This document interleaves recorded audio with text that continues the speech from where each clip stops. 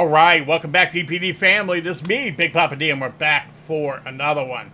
Today, we are getting back with Joyner Lucas.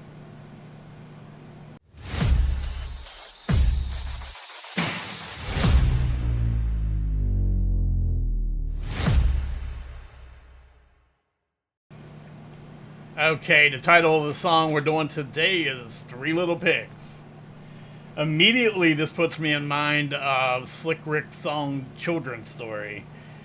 Joyner's in bed with, I don't know if that's his actual son or someone portraying his son, and he's about to tell him some bedtime stories. Joyner, honestly, it's apropos because Joyner is the new king of telling stories, of storytelling. So Slick Rick was in the past. So without any further ado, we have Joyner Lucas with Three Little Pigs. Man, you know you're supposed to be asleep, right? I'm having trouble falling asleep. You having trouble falling asleep? How about Daddy reads you a bedtime story? Yeah. Want me to read you a bedtime story? Yeah. Alright. Well, I got just the perfect bedtime story for you. See this story right here? It's called The Three Little Pigs. So they were three little pigs. They was all grown up, and they were drinking some hot coffee and eating donuts. It was a beautiful sunny day, some real perfect weather, and the pigs was dressed the same, cause they all work together, and that job ain't really easy, and they work is kinda scary, so they all got water guns. That's their favorite thing to carry, and they'll squirt you more than once if they think it's necessary, but we'll talk about that later. Let's get back to the story. Deep inside the forest was a family of wolves and a pack. Even though they had sharp teeth and they were black, ain't really mean that they'll attack. Just means that they were trapped because the color of their fur made some believe that they was bad. Now, I know that sounds sad, but ain't nobody care, cause the problem with the wolves is they were never treated fair, and no matter where they go, only one thing is clear, that as long as you're a wolf, the pigs gonna be scared. So the forest and the town was separated, and if the wolves wanted to come around, they hesitated, cause they knew they wasn't welcome there. So every time they roamed, they always said a prayer in hopes that they could make it home. The night was getting cold and all the food was running low. And then right here is a picture of some pots on the stove, some empty cabinets, some old bread with the mold. Let me flip the page real quick. Then one of the wolves said they gon' drive up to the store, and so he hopped inside his car. And before he cranked the key, put his seatbelt on and buckled up to be as safe can be. Followed every traffic rule on the way from A to Z, and then he went to... Man, let me skip to the good part. Okay, I just gotta pause it here. I'd let it go. Very genius to use this fairy tale, story to really, as an allegory to what is perceived, and it's actually very perceptive. That's a very good way of putting it. Is that people view black people as dangerous, as someone they have to be afraid of, and I just never been that way. I guess because, and I'm not going to be that I have a black friend crap, but I grew up in a neighborhood with black families, and they were no different to me my whole life. Ever since I was a little tiny kid. I mean, we just played together, and, so I've never had that, but I can see people that come from different areas, and the way that they're, black people portrayed on TV and movies, and on the news and everything like that, people that have never really spent any time with black people have that kind of feeling. Like, not necessarily they hate them, but they kind of fear them, which makes them do stupid shit. I'm sorry, I almost cussed. But yeah, I mean, I don't have to tell you. You guys know. You guys know what the situation is. But this is Genius by Joyner. He cranked the key, put his seatbelt on and buckled up to be as safe can be. Followed every traffic rule on the way from A to Z, and then he went to... Man, let me skip to the good part. So after he bought some groceries and he was done for good, then he put the food inside his trunk as fast as he could. Then he started driving perfectly and headed towards the woods until he seen the pig's car and knew this probably wasn't good. The pigs on the prowl started speeding up and yelling loud, "Pull over right now. Turn the car off and throw the keys on the ground and step out and get on your knees and don't even make a sound."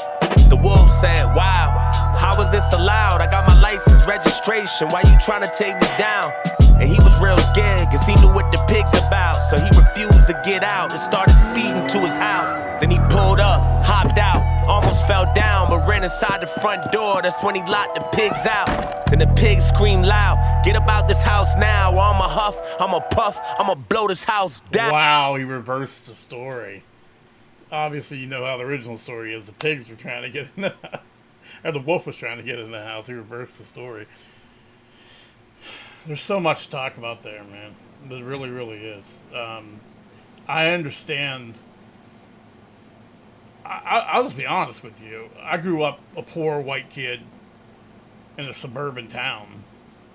And, I mean, I didn't get necessarily treated really well by the police. Because, really, the police are really just looking for people who can't defend themselves monetarily.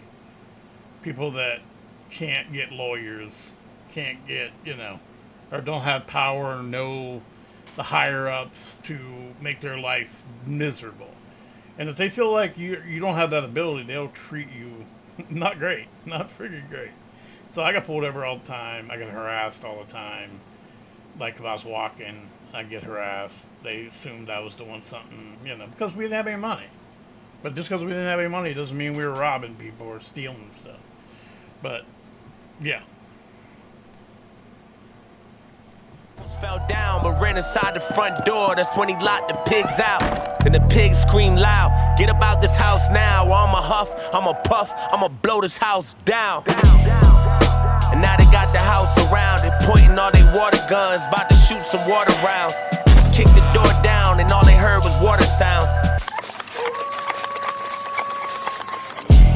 That's what happens when the pigs fear you. So here's the moral of the story with a clear view. No matter who you with, or where you're at, or where to, there's always gonna be 3 little pigs living near you. Good night, buddy.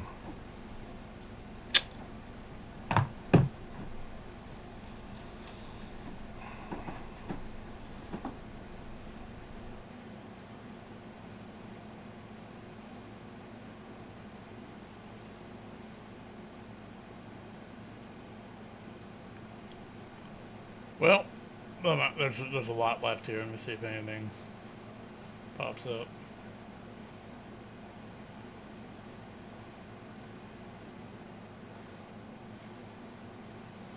Silence is, I don't know, some say golden. I say people clicking away from my channel. But I don't want to click off if there's something important. Okay. All right. Yeah, and, staying true to real life, the story didn't have a happy ending. And also no prospect for things getting better, because that's kind of how it is. I was talking earlier about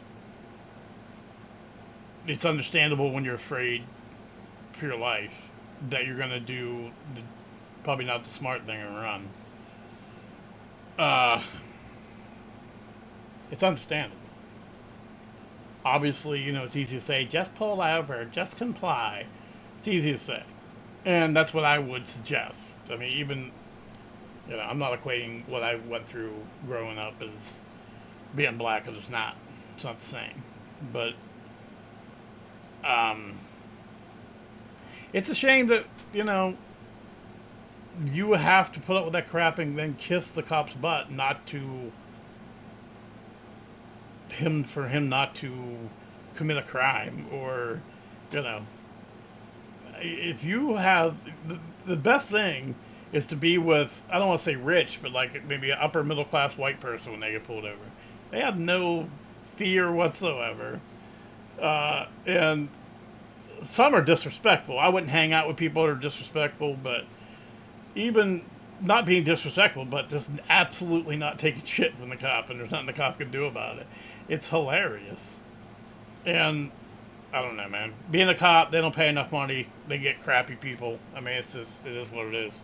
You get what you pay for. I mean, at this point, they're barely making more than McDonald's workers, so. Yeah, I don't know how shit changes, man. I don't have all the answers. Neither does Joyner. I mean, because honestly, there was no answers at the end of the thing. He's just letting this kid know how stuff is. And it's a shame he's got to do that.